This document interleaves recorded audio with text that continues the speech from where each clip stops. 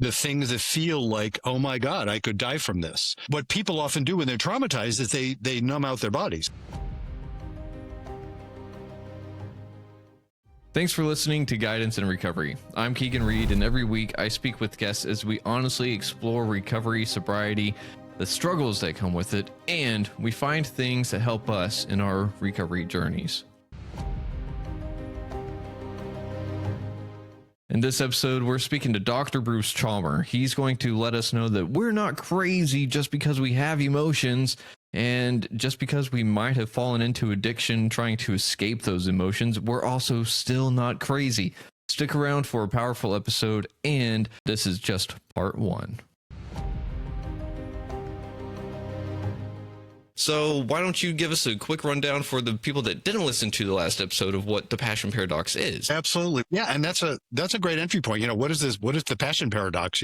I love it's a funny phrase. It's alliterative, the two P's. I'm sure that's part of why I decided, let me go with that one. It's that paradox, and you described it. It's, the needs we have to want to stay in a relationship are two different sets of needs, and they are indeed in conflict. That's the paradox. So what do you call them? And you mentioned, I think you said, feeling safe and feeling alive, which is a great way of saying it. The words I use usually are stability and intimacy. And they're both really important needs, and things don't go well if they're not both met. And yet, what you need to keep things stable is often at odds with what you need to keep things feeling alive. And there's the paradox. And yet we need them both. And you said something I really picked up on when you said it's an interesting problem, that we have this conflict in couples, that couples are mysterious and messy. I think you used the word messy, which I love that word. And so are we all as individuals. We're all messy, and I think it's funny. I hadn't thought of this until you said that, but we talked last time about my 7-word formula: be kind, don't panic, and have faith. When I think of faith, it's really looking at the fact that everything is messy and deciding that's really cool, as opposed to freaking out about it, to say, oh yeah, isn't that interesting? This relationship thing is messy. Look at these conflicting forces that are both important. What do you do with that? And look at me internally and you internally, never mind relationships. Like, yeah, I'm all messy myself. It's like I have conflicting desires and conflicting forces happening in me. And if you can find the place in your soul that says, that's really beautiful, even though it's often really confusing. It's, and I'm just going to have to live with the anxiety around it sometimes, because I can't always work that out. Yeah. But there's something beautiful about that. That's the faith part, the recognition there's something beautiful. Okay. Thank you for that breakdown. But whenever I was in my addiction and my mess and everything, that messiness was more of a trap. Because I didn't see anything beautiful about it. It was like, oh, boo-hoo me. Why did I mess this up? So on and so forth. And it's something that I think a lot of people fall into, and it's really hard to get out of. But that faith aspect that you talk about is so important, because the more I've done my recovery journey, the more I've come to find that faith has played a huge part in my life, whether I knew it or not. And it's usually like, this is going to work out somehow. And you even mentioned that it's not so much that faith means the facts are going the way that we want, but it's attributing a meaning to it, correct? Yes, absolutely. Yeah, that's the point. Because we can't possibly always know that it's going to work out the way we are thinking at the moment we'd like it to. And, there's all these cliches about, hey, be careful what you wish for. There's that one. Yeah. But, we don't always know how we'd like it to turn out. We certainly don't know how it's going to turn out. We have, we might think we know how we'd like it to turn out, but then things turn out differently, and sometimes it's great and sometimes it's not. Sometimes it turns out the way we thought we wanted, and that doesn't work out so great. And sometimes it doesn't turn out the way you wanted, and we discover, oh my God, I never would have predicted this, but this is great. So you just don't know. And indeed, it's the faith part. And, we talk about recovery, of course, and certainly 12-step is all about that notion, even though they don't necessarily use that same word. But the notion of a higher power, and we touched on this in our last conversation too. The notion of a higher power is a very similar concept, I think, to when I'm saying faith. It's that sense that, I don't have control of all of this, but that's actually a good thing, not a bad thing. There's these forces are way more powerful, but there's something right about them all. That's the notion of a higher power. Yeah. So yeah, when you can be in that space, then you can appreciate it. And yes, even in just utter horrible places. And I don't know if this came up in our last conversation. I often mention this person in context like this, Viktor Frankl, the Hmm. guy he wrote the book Man's Search for Meaning, and he was he was in Auschwitz. He was a Jewish psychologist in the 1930s. And like so many in Europe, and like so many Jews, be they psychologists or not, ended up in a horrible place and managed to survive, which he attributes to nothing other than just, what do you call it, luck. It was just random. But he saw, even among people who died, they could die meaningfully or they could just die dead. They could be dead before they were dead. And it's all about that sense of meaning.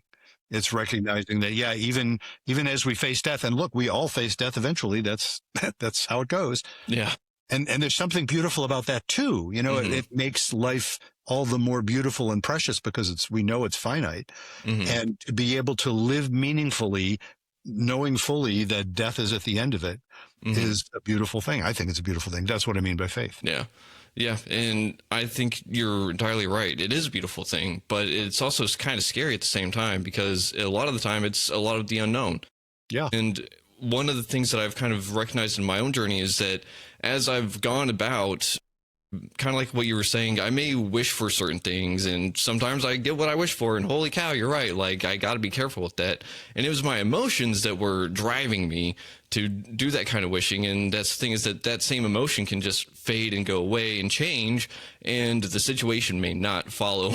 And in the moment, it doesn't make sense, but whenever you look back at it, it's like, oh, that makes sense why that happened this way now.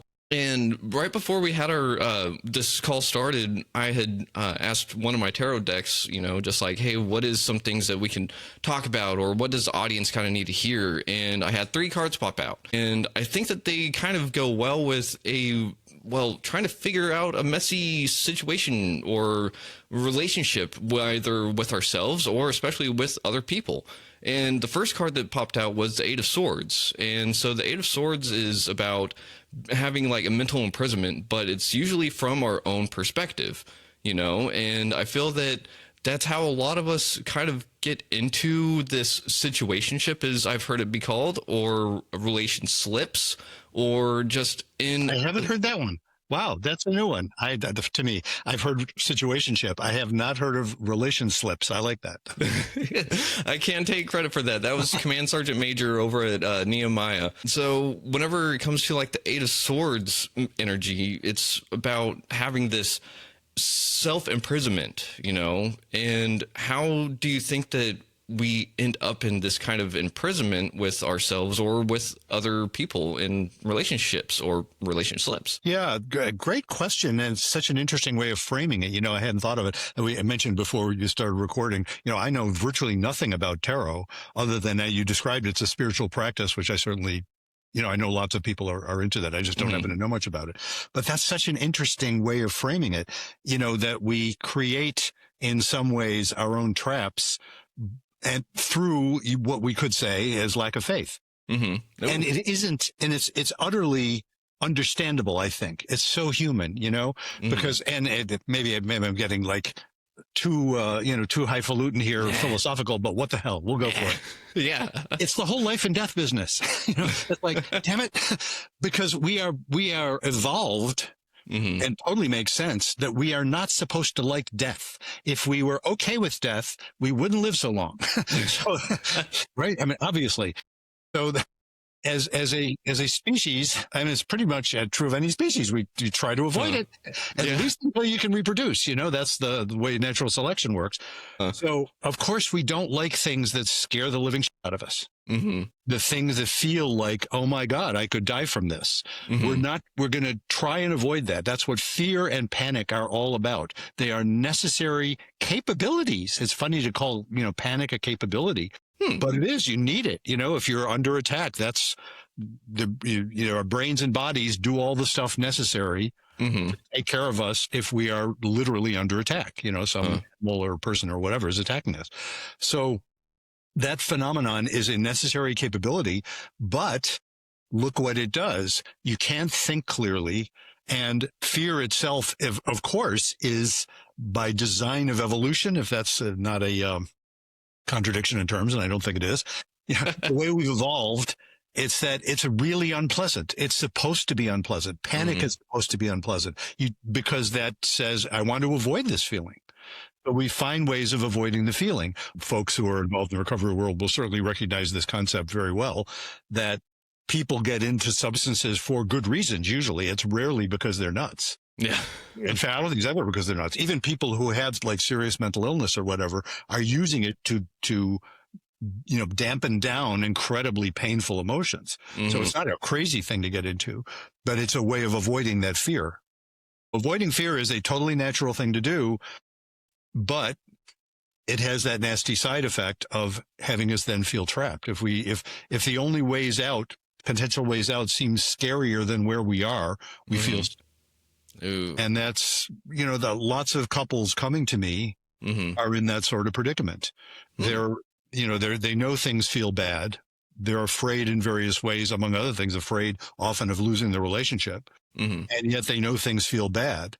And the ways out, among the ways out, of course, is to end the relationship.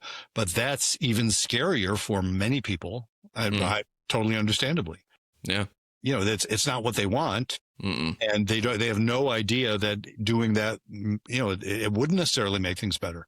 So that feeling of being trapped is really a painful one. And, what gets you out of that is faith, except that it's a circular definition. Because what do I mean by faith? Oh, faith is that which gets you out of that. Well, what gets you out of that? Well, it's faith. I mean, it's like you look it up in the dictionary. Faith, see that which gets you out of it. You look up that which gets you out of it. See faith. It gets you know. But it's just a description of that sense of somehow recognizing that there's some way of believing that if you try something different you haven't tried, that maybe it'll help and it's worth a try. That's what lets you open up your mind to other possibilities. Yeah. And I mean, that's such a good way to look at it, because that faith aspect again is powerful, because it is a way of saying like, hey, we may not know what is on the other side of that door, but I think it begs the question of, well, what if it is better than your current situation? And I think that can give a spark of courage and hope, and maybe even embolden someone to take that scary step, Yeah. And even if it doesn't, it sometimes can have the effect of someone saying, well, I think I have a sense that could be better in some ways, but then, they can look at their current situation feeling less trapped, more as a choice. So they say, you know what, I can actually choose this and choose to be okay with it. And I'm not saying everybody can do that all the time, but often people can in ways that might surprise them. And it's transformative, because when you get two people doing this sort of thing, either one of them changes their attitude and the whole system has changed. And so you never know where that goes. Sometimes it goes that they come alive again. And that's lovely when that happens. Sometimes it doesn't go that way. It means they figure out, well, okay, we're not right for each other, which is painful, but at least it gets them unstuck. Yeah. Yeah. And I love that you actually brought up the next card that was in sequence that I pulled, because it is the Emperor card, and the Emperor card is all about like self-regulation and being controlled of your own self and being able to set those boundaries. And that's a really scary thing to do whenever you're in relationships, either setting them or trying to respect your boundaries or respect your partner's boundaries if you're one of those people that didn't really know how to do that in the first place. Yes, indeed. That is, it's a lovely paradox. And, I mentioned the passion paradox. I just love the notion of a good paradox, because it just puts you in your face. It's the whole life and death thing. It's like, well, we're supposed to be happy, even though we're supposed to be sad about dying, but we're also supposed to accept it. All of that's true. Well, there's a paradox in that, in the very sense that if you can get to that place of being grounded and respect to your own dignity, you don't know how that's going to turn out in a relationship.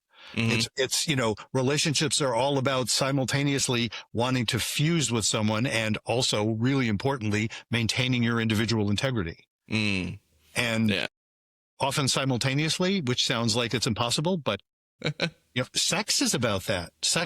I think sex is totally about that. To have sex when people aren't maintaining their individual sex even though, ecstatic sex is this fusion, but it's not just the fusion between the two people. It's this fusion with the whole universe, like the tantric people talk about. Uh-huh. You have to maintain for that. I've always loved another paradox that for that to be really, deeply more than satisfying, sort of deeply generative for people, you have to be simultaneously selfish and generous. It's like for people, and again, it's not just about in the sexual domain, it's in the relationship domain generally. To be in a relationship with someone who doesn't want anything themselves is often really unsatisfying. It just doesn't work. People try and make it work, but it doesn't work. You have to have someone who wants what they want, and you may or may not always be able to provide it. And it may be in conflict with what you want. Yeah. But there's something about that friction that is part of the erotic charge. So, you need that paradox. And, it's interesting that skill, which again, that's what I call it, is a skill.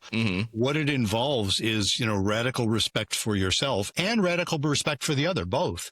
So that you can end up asserting what you need or don't need or don't want or whatever it might be. With respect for the other person's integrity as well and their dignity as well, but you can still be clear. But as you say, that can be really scary, especially if you're not sure that's an okay thing to do in a relationship. If you're sort of fighting with yourself about it, or if you're feeling like the relationship is very shaky and you're worried if you rock the boat too much, you might lose something really precious to you. That's a scary thing to do. Yeah. So how could someone use their body as a compass of sorts, because our bodies like to tell us what is maybe right or what is wrong. And like you said before with panic, it's one of those things like, last conversation, you said that whenever we survive a situation, it makes us scared of it, Yeah, but of course. Better, right? that's how you survive a saber-toothed tiger more than once. If you survived it once, you better be afraid next time so that you'll run like crazy out of the way. Yeah. So how can we use our body in that sense of like, hey, I survived this, but it's not going to kill me, so I need to actually face this kind of thing? It's a great question. One of the things I've loved pointing out is, and I'm not an evolutionary scientist by any means, but in my high school understanding of evolution, evolution is often fairly efficient in the sense that it will build on earlier structures that already exist.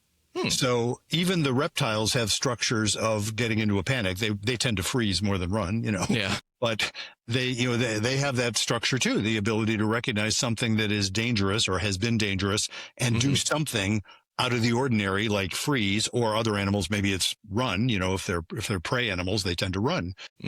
So all of those things we have structures for those based on earlier forms of evolution. And then we grew these neocortices on top of all that, which gives us the capacity to think ahead and plan and tell stories and, narratives and all that stuff. But it builds on the same fear system, so that now, on the one hand, if you're being attacked by, the proverbial saber-toothed tiger, yes, you're going to feel panic. On the other hand, now we've got it so that if your partner says something vaguely unhappy to you, you can go into the same panic. It's based on the same physiological structures. So fortunately, that's not all we've got, because those neocortices can modify that. But those panic structures are still there. And so it can feel almost like you're in danger for your life if your partner's pissed at you. And that, of course, doesn't do wonders for a relationship. So in response to your question, what can you do about that? How can you, what can you hear or feel in your body? And, that's an important thing all by itself. Before I started specializing in couples, I did a lot of work with individuals, and that included a lot of work with trauma survivors. So I'm trained in EMDR, which is a technique for treating trauma. I'm trained in clinical hypnosis. And I would do that with folks in hopes of helping them, and it often did. Those are pretty effective techniques when they work. So what people often do when they're traumatized is they numb out their bodies. Again, substance abuse being a great way of doing that. Lots of people, when they're subjected to abuse, especially young, learn to dissociate from their bodies. They just don't feel anything. And so they don't get those signals that will tell them this is a situation. you know? And again, lots of folks, especially people who had been traumatized, especially early, they would be able to simply not know how badly they're being treated. They might know it sort of cognitively, but they just didn't feel it much because they learned to dissociate from their feelings. And sometimes it would be really interesting because these would be they would be people who would, as far as they knew, were okay, but would suddenly break down. You know, everything's fine, and all of a sudden they're shitting their pants, or everything is fine, but all of a sudden they're having a massive panic attack out of nowhere. I remember a woman I worked with many years ago who was a college instructor, and everything was fine until her youngest child graduated from high school, and then she broke down. And she didn't know why. Everything seemed fine. You know, all the externals were fine. Her relationship with her husband was fine, and the kids seemed to be fine. What happened was she was processing trauma from when she was a kid. She had a very abusive father that she had more or less blocked out. I mean, she knew about it. It's not like she'd forgotten about it, but she just blocked it out until it was safe enough to kind of break down for a bit. And I would see that fairly frequently. So all of that by way of saying, to get in touch with your body is often a really important part of healing. That's why practices like yoga or other kinds of body, embodied practices are really good for people if they can tolerate it. Good for people who are experiencing that kind of dissociation. So that's part of learning to do that. So, in order to listen to your body, you have to be able to feel it. You have to be able to actually be aware of it. Or those who can then be aware of it, then, well, again, I go back to, substance abuse issues. You have to be able to tolerate some pretty strong emotion without freaking out and without wanting to numb it. And so that's why, early recovery is often, you can, know more about it than I do, I'm sure. Yeah. Early recovery is often very difficult because a lot that is tolerating emotions you've been suppressing for a long time. Yeah. Yeah. It's very much a rubber band effect, I've come to find out. The whole numbing and everything is like pulling it back. And then once you get into recovery, it lets go, or it may even snap. And, I had not too long ago, those moments where like I could just feel something coming up and it was like, oh, I'm about to have a big, ugly cry, and it was like, nope, we're just going to shove that back down because we're not going to deal with that. Yep. It was building up to the point where it was leaking these negative feelings towards everything else, and I know that whenever we spoke last, it was kind of like if we're having fights with our significant other, a lot of the time, if it's the same thing, it's because something hasn't been resolved. Yes. And like that feeling for me of this cry coming up wasn't necessarily like there's something wrong with the relationship. It was I was able to start processing and being able to feel myself. And that was one of the things too, is that I didn't feel safe within my own body. I didn't feel safe to express those kind of emotions at first, especially with myself. That was weird, right? Like I didn't trust myself with my emotions because I knew what I did with my strong, heavy emotions, and that was go drink. And that doesn't do anything for me anymore besides just kill me. Yeah. Quite literally, That is indeed. That's, that work, that is hard. And, there's that notion. It's interesting. Sort of feeling a big, ugly cry coming on, that feeling of a good cry, people will use that term, but going into it, I think this is especially true for men. I want to think because we are so often taught not to cry, that feeling of going into it, it feels like, oh my God, if I let myself go there, I'll never come out. Yeah. I remember that in moments of deep grief in my life. Yeah. And yet when you do, if things are okay, generally, then you feel better, It's like, oh, I cried that out. It feels better. It's like, oh, I can survive that. In fact, it actually feels good to let it out, but that's a scary thing to do. Yeah. I think it's its own paradox in sorts too, right? It is, isn't it? And where the hell did crying come from? I don't know that other animals do it like we do. Now, again, here's my lack of expertise about being I'm not an expert on other animals, but I don't think they do it like we do. Animals certainly cry. We all see, we've seen animals, dogs and primates, I think, do too. But I don't think they have big, ugly cries like we do they? I don't know if they have it to where they can bottle it up and then next thing you know, they're just breaking down because from my understanding, animals sit there and they'll shake stuff out, you know, whenever they get done with a scary situation, they'll get rid of that extra energy. And we tend to kind of hold it in saying like, that was good. I'll need that for later for some reason. Yeah. You know? Yeah. Yeah, we do. And it's, you know, and all of these things have their adaptive value. Yeah, I think about, I mentioned working with people who are traumatized. I had a subset of people I worked with who were first responders. I worked with quite a few cops and firemen and, you know, people of that and that sort of work. And, you know, EMTs and people like that who had just seen horrendous things, you know, things that nobody would ever want to see, or combat veterans for that matter, you know, people who saw horrible things. And how would they get through it in the moment? Well, they would just click into their training. And that means pretty much shutting down, and then they would go to pieces later. Yeah. And the ones who had the hardest time were the ones who didn't go to pieces later. In other words, they didn't process it later. And there's a lot of culture in a lot of like police departments and places like that and fire departments where you don't do that. You know, it's like, yeah, it used to be true, I think, in the military a lot too. It's like, no, just, you know, tough it out. Yeah. But they would be the ones who would often have like the more severe PTSD because they couldn't do anything about it. Yeah. I mean, that would make sense because I know for myself, whenever I was raised, I didn't really have many emotions to go off of. I was raised to be happy, angry, hungry, and horny. So, and it doesn't leave a lot of room. Those are the ones available to men, right? Pretty much. Happy, angry, hungry, or horny. That's kind of it. Yeah. And so whenever those sad moments came up, like I was even taught to not cry at funerals, you know, like that's, yeah. So it's one of those things where it's like, if crying wasn't good growing up, then it doesn't serve a purpose. So why do I have these feelings and they don't do anything? And so it was one of those things that as I was going through addiction, you know, it was like I would want to cry sometimes. And it was like, nope, I know what to do with that. A good old bottle just numbs it and shuts it up for a little bit. But it honestly really didn't. You know, it was just one of those lies I like to tell myself because it was easier than going into the scary cry hole that I would maybe never come out of. Yeah, you know? Exactly. Yeah, and that's the thing, you know, none of that is crazy. Yeah. You know, your needing to cry is clearly not crazy, and your wanting to bottle it up in various contexts isn't crazy either. Do you know what I mean? None of it is crazy. So there's another statement that I'm putting in the general heading of faith. Yeah. Like, well, yeah, even when we're not crazy, which most of us, the vast majority of the time, aren't crazy. Again, I say that with a great respect and compassion for people who have certain kinds of mental illnesses that I guess I say are crazy. You know, schizophrenia generally is crazy. Manic episodes are generally crazy, kind of by definition. It's like, well, that's nuts. So, but even then, what people will do to try and cope with that, there's, you know, it kind of makes sense. There's reasons for it. So you have to be able to accept all of that.